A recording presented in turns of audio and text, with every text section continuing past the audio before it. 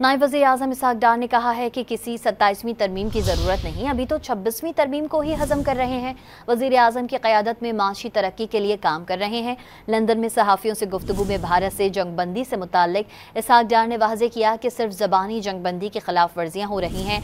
पाकिस्तान की तरफ से अमन है, भारतीय सियासतें भड़के मार रहे हैं। भारत ने कोई मुहिम जुई की तो मुँह तोड़ जवाब दिया जाएगा।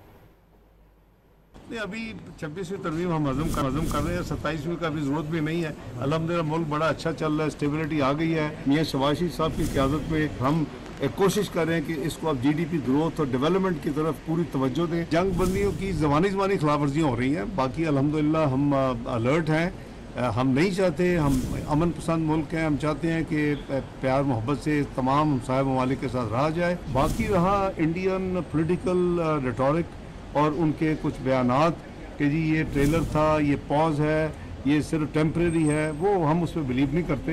हाँ, हमारी तरफ से अमन कायम रहेगा, लेकिन अगर कोई भी मैली आंख उठा के कुछ हमारी तरफ देखेगा या हमारे ऊपर कोई एक्शन लेगा तो उसका जवाब फिर इनका जवाब पत्थर से दिया जाए।